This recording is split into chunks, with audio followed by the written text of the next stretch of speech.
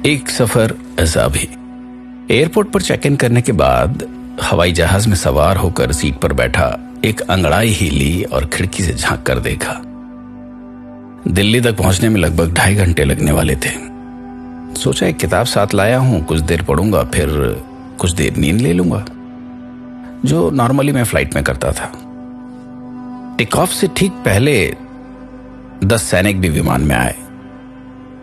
संयोग से वो मेरे आसपास की सीट्स पर ही बैठ गए। ऑलमोस्ट सभी सीटें भर चुकी थी और जैसा कि होता है कि मैंने पड़ोसी सैनिक से पूछ लिया कि कहां जा रहे हैं। आगरा सर, 2 हफ्ते की ट्रेनिंग है, वहां फिर हम ऑपरेशन के लिए भेजे जाएंगे, उन्होंने कहा।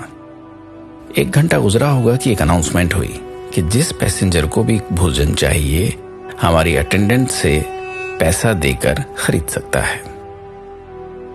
मैंने सोचा चलो दोपहर के खाने की चिंता खत्म हुई। मैं पर्स में से पैसे निकाल ही रहा था कि 2 सैनिकों की बातचीत कान में पड़ी। हम भी खाना मंगाएंगे क्या? एक सैनिक ने पूछा दूसरे को।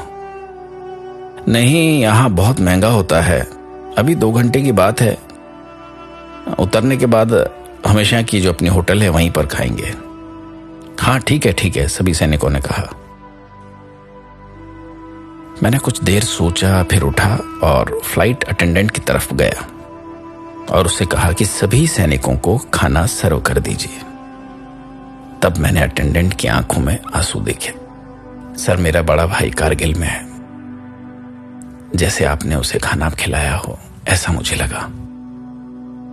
अब मैं अपनी सीट पर आकर बैठ गया और सभी सैनिकों को खाना सर्व किया जा चुका था।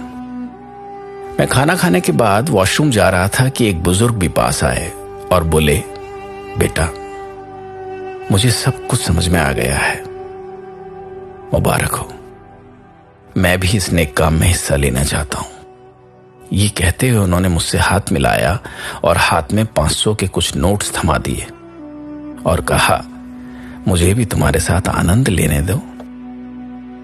अभी आधा घंटा गुजरा था कि हवाई जहाज का पायलट मेरी सीट ढूंढता हुआ आया, मेरी तरफ देखकर मुस्कुराया और कहा कि मुझे आपसे हाथ मिलाना है।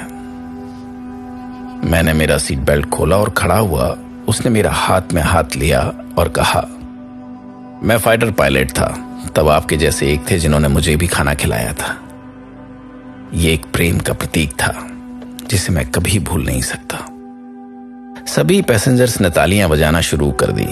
मैं थोड़ा संकुचा सा गया, हालांकि मैंने इन सब चीजों के लिए ये किया नहीं था।